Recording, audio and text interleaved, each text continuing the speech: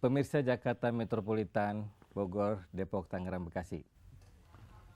Kita sampai kepada segmen kesimpulan bagi narasumber tentang budaya korupsi dan bagaimana mengatasinya.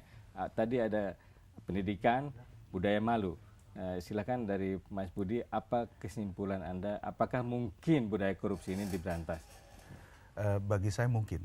Pertama memang di hulu, ya kan, kita berbicara mengenai sistem, ya kan, dan kemudian di hilir kita berbicara mengenai penalti yang lebih tegas, terutama yang bersifat mempermalukan gitu. Nah, saya lebih ingin berbicara mengenai yang di hulu ini gitu. Karena bagi saya begini. Jadi sebetulnya Indonesia belakangan ini kalau menurut saya justru maraknya korupsi naik ke koran, ke pengadilan, itu jangan-jangan ini suatu pertanda bahwa sistem pengawasan kita itu makin jalan. Jadi bukannya dulu sama sekarang itu korupsi lebih parah sekarang, tapi masalahnya sekarang itu lebih banyak yang ketahuan. Karena apa? Karena spasialisasi demokrasi yang horizontal itu jalan.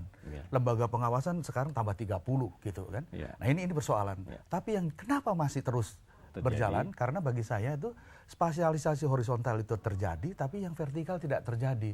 Maksudnya maksudnya di dalam kelembagaan formal institusional itu semakin ke atas itu tidak terjadi. Itulah sumber akuntabilitas, transparansi itu tidak jalan.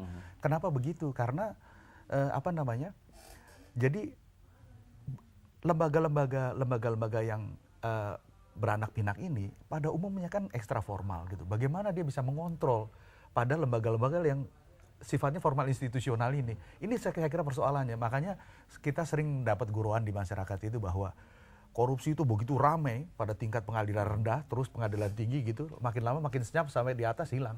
Seperti Bang Senturi. Ya, seperti Bang Senturi itu. Ya, Pak Togu, bagaimana menurut Anda? Ya, tadi berbicara sistem Pak ya, dari Mas Budi tadi sistem. Saya melihat bahwa korupsi kan dilakukan oleh manusia.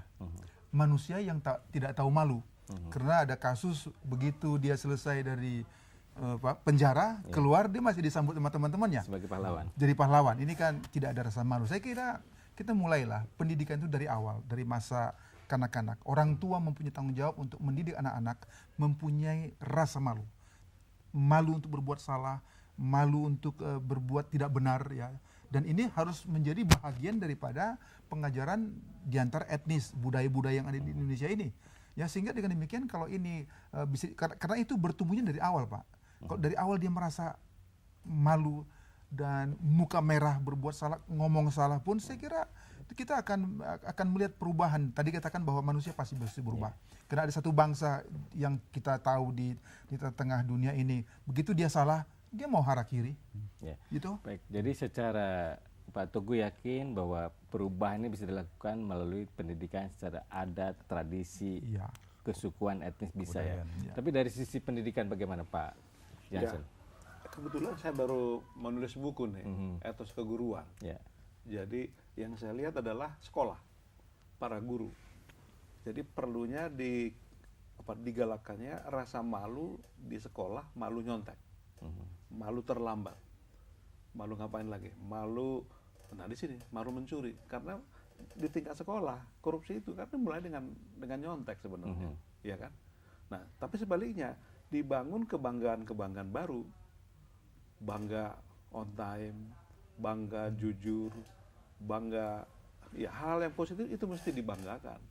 Nah guru mesti mengangkat dan memberi apresiasi terhadap hal-hal yang positif ini pada anak-anak, pada murid-murid. Sementara yang memalukan tadi itu betul-betul diamplifikasi rasa malunya, ya kan? Baik. Jadi demikianlah pembicaraan kita tentang budaya korupsi. Sebetulnya bisa diberantas dengan menerapkan sistem dan penalti yang sangat keras, membangun budaya malu secara tradisional berdasarkan hukum, adat, tata cara, dan juga di bidang pendidikan. Pemirsa Metropolitan Jakarta, Bogor, Tangerang, Bekasi, sekianlah perbincangan kita kali ini dalam acara Komedi Putar bertema budaya korupsi di Indonesia. Selamat malam.